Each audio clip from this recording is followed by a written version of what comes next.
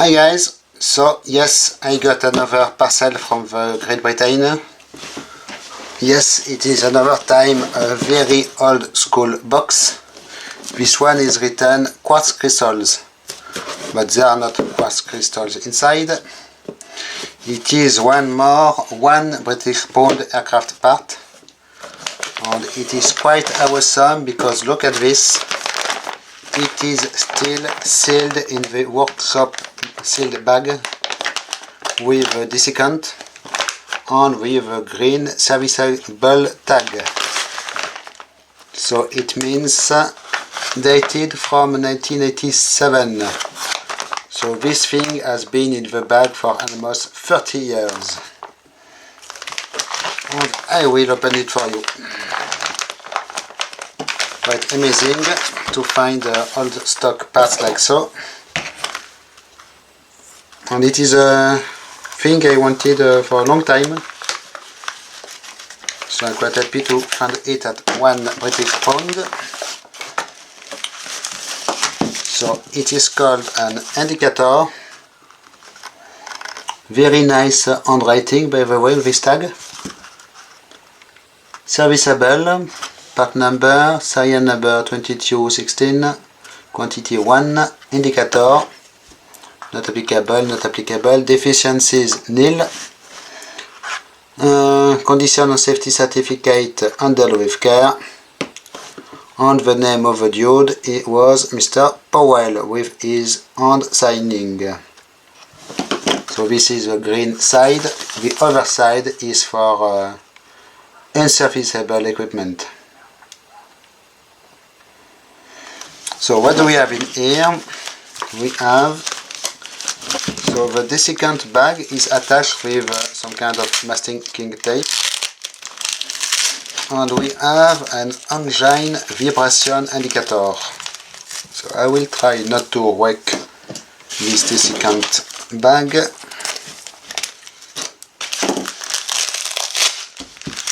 Okay, so just silica gel desiccant.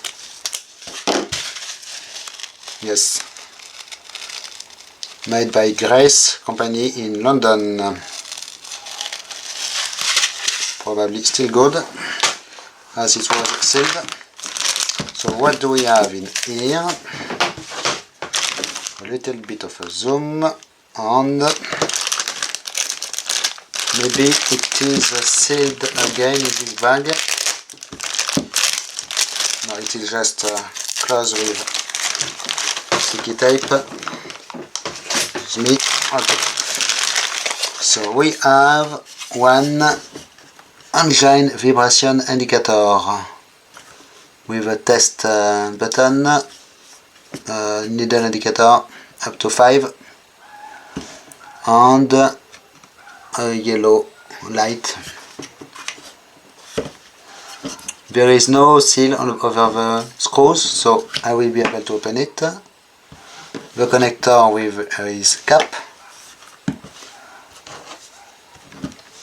and if I zoom on this sticker, it is a Stevie turbine vibration indicator made by Perry, so good quality. Yes, the serial number is matching the tag, of course. Made in England by Sperry Gyroscope Division, Bracknell, Berkshire. And there is sensitivity setting, so this instrument, I guess, will indicate you if you have excessive vibrations in your engine, probably meaning you have a problem with your engine. Excuse me, there is a dog making a hell of a noise outside. So there is a little briefer hole here to let it moisture get out. At the bottom also. The back cover of this the case is painted in black. It is not often you see. No, it's okay, it happens. But it looks like it was repainted.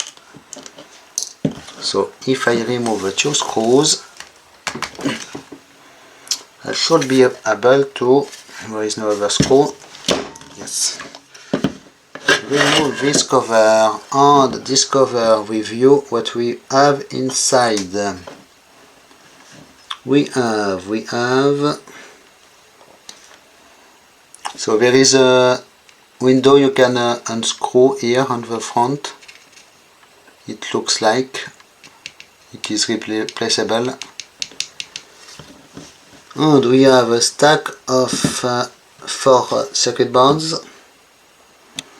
with very typical British military pink wires, Teflon wires with insulator wrapped around the conductors. Standoffs here with pink heat shrink. And it is all. So what do we have on these PCBs? I can see what must be a transformer here in this black box. Another one. We have little transistors mounted on rubber shock absorber, something like this. And you can see they are mounted sideways and the legs are folded around and soldered into the PCB. We have here one very weird thing in glue. I have no clue of what it is. You can see contact point diodes, mill grade capacitors, of course. More of the same stuff here. Here something in the golden package. You cannot see it very well, but it is. There is a metal clip keeping it in place, and there is a golden can with a soldered cover. More capacitors, more resistors. You can see these ones here. Oops, are sealed with epoxy. So this is the weird device. And of course here we have a meter movement, which is a regular galvanometer. Nothing special here. The indicator at the front, I will unzoom a little bit, with 2 wires which are twisted together here. So I wonder if it is possible to unscrew. No, but it is possible to pull it. Not sure if it is a feature or if it is a bug, but this is not very impressive. Yes, in fact it will allow you to replace the bulb from the front without removing the instrument, but it is really not secured a lot, I think. Okay, some information written here. And a neat little mechanism here. In fact, I guess it is the zeroing.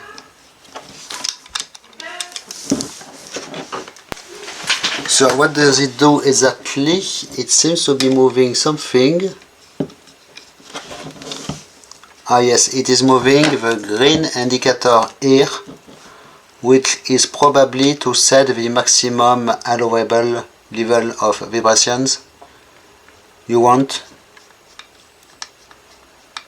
It is for this purpose. So I am not sure if we have a backlight in this thing. Yes, maybe. I can see 2 wires here, which may be for backlight. So I will try to apply some power and see what happens.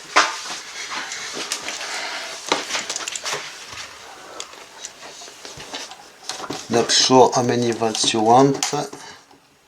We will start low with 5 volts. The 2 cables are black.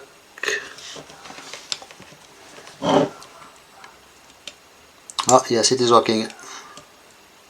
Definitely we have a light on the side, in fact here in here. So it is why you have 4 screws on the front.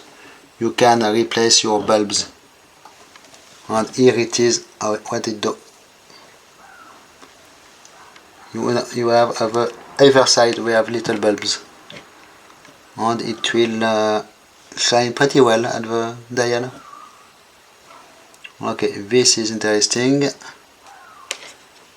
Maybe I could also at the same time test this yellow indicator.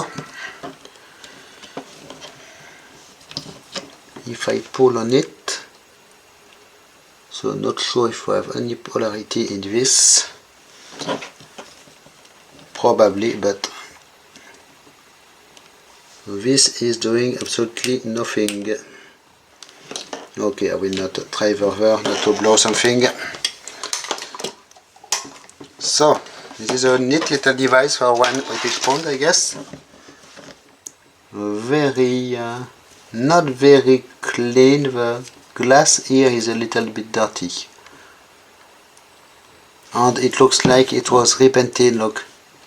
You can see they did obviously put some sticky tape over the labels and repaint over the, yes, here also.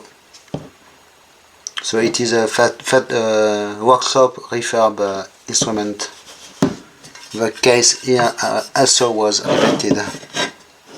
So it was obviously repaired, overhauled and refurbished. So here you can see at the back of the case what is probably a moisture filter. And there is a seal at the back of the instrument for getting it more or less hermetic, but there is no seal at the front, interestingly enough. Okay, so we have 4 little PCBs mounted with standards, 1 galvanometer, nice pink wires, and one refurbished engine vibration instrument.